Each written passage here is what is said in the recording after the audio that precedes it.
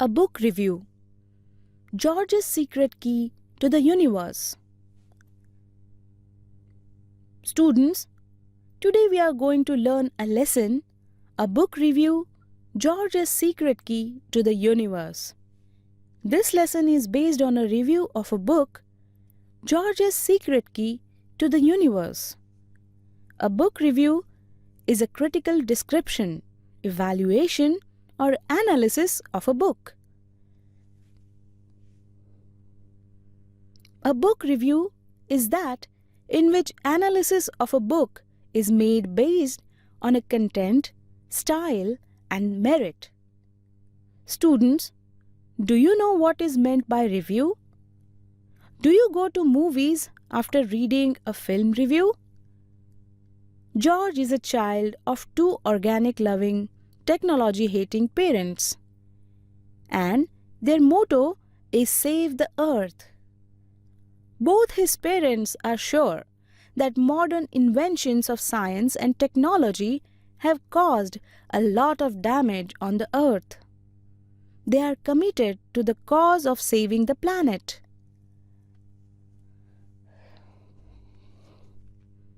Because of their strong belief in their thoughts, they use a bicycle instead of a car. There is a ban on TV and computers in their house. They don't buy things like bread and biscuits. They eat only vegetarian and home-cooked food. They even use candles to light the house to avoid using electricity. Because of all this, George has to face lots of teasing from his friends. George's nature is exactly opposite to his parents. He loves technology. He doesn't think that either the TV or the computer is a bad thing. He wishes that there should be at least a computer to play with, and seems to be jealous of every other kid around. He has tried to tell his parents that it's possible to save the earth using the computers and the internet. His parents think that he is still too young to understand global issues, so they neither answer his questions nor they discuss with him. One day, George's pet pig goes right into the neighbor's house and needs fetching. There he meets Annie, a girl about his age, along with her dad, Eric, who is a brilliant scientist and ever willing to answer all of George's questions. Eric has built a super intelligent computer named Cosmos. Cosmos has incredible powers. Students, do you know what is meant by supercomputers? Supercomputers are computers which have high computational speed and efficiency to help many sectors in a country.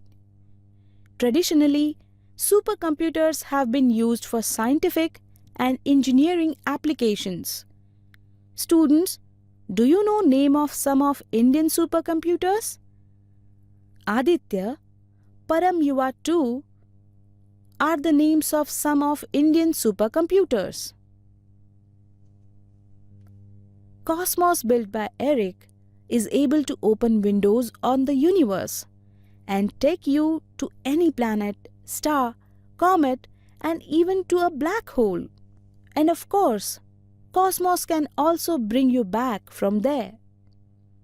However, Cosmos depends entirely on the information that is fed into it by people like Eric, who do the research and thinking that can make Cosmos work.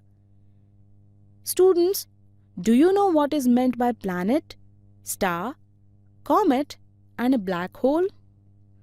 Our next slide will explain you this all with pictures.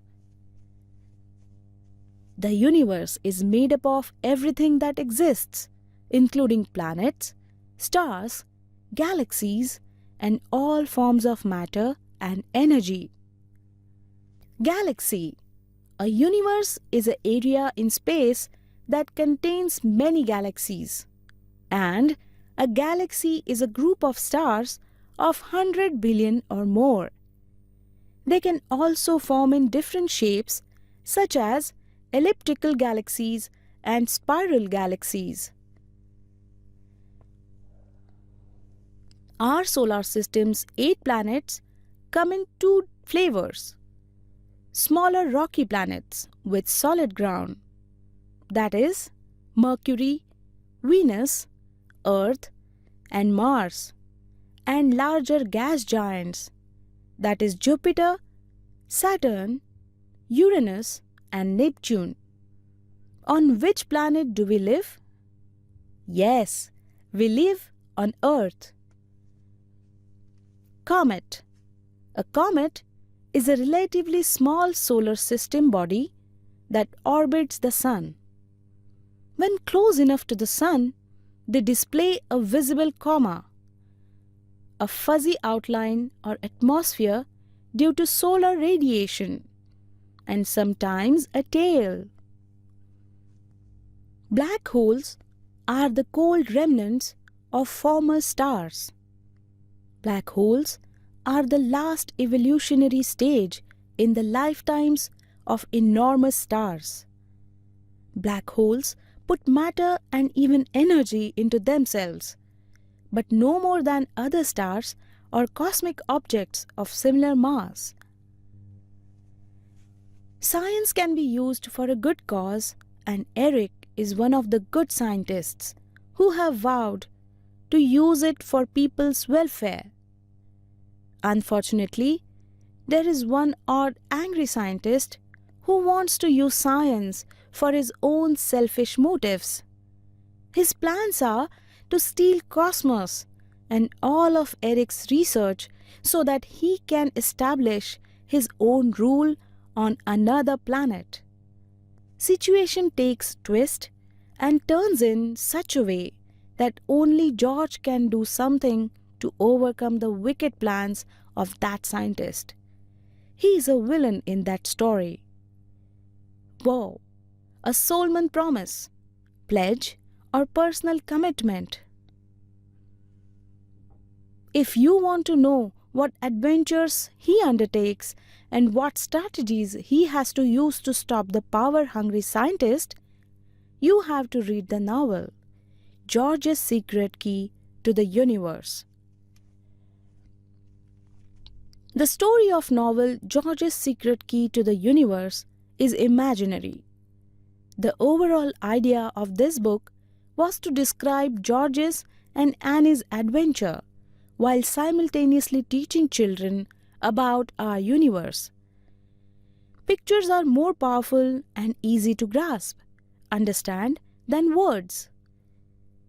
That's why this book comes with pictures of solar systems, galaxies, space, and the whole universe. So, kids learn about astronomy without realizing they are learning. All the information has been presented in this book in a very simple manner by author Lucy and Stephen Hawking, with an aim of explaining theoretical physics in an accessible way to youngsters. Stephen Hawking, born on January 8, 1942, is a British scientist, professor and author who has done a great work in physics and cosmology. His books have helped to make science accessible to everyone. At the age of 21, while studying cosmology at the University of Cambridge, he was diagnosed with amyotrophic lateral sclerosis, that is ALS. So, he has to use a wheelchair to move about and computerized voice system in order to speak. The story of Stephen Hawking's triumph over his physical disabilities is itself an inspiring adventure. Triumph, victory. Gary Parsons' contribution to this book is in the form of very attractive and expressive sketches drawn by him. It is true that excessive use of science and technology can give rise to certain problems. George's parents are partly correct, but it is also true that turning away from technology is not the solution. Technology, if used in a right way, is a boon, whereas if it used in a wrong way, is a bane. Bane, source of harm or curse. Boon, something to be thankful for, blessing. Students, do you know what is meant by antonyms? Yes, antonyms are opposite words. There are some antonyms that are found by just adding a prefix to the original word. Examples: untidy is the antonym of tidy. It is derived from the word tidy by just adding the prefix un. Insecure is the antonym of secure, and it is derived from the secure by adding the prefix in. Disloyal is the antonym of loyal, and it is derived from loyal by adding the prefix dis. Students, let's have a look at some of the words used in the lesson.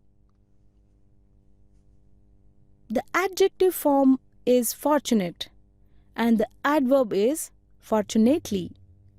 That is, implying good fortune, luck, and unfortunate and unfortunately for bad fortune or luck.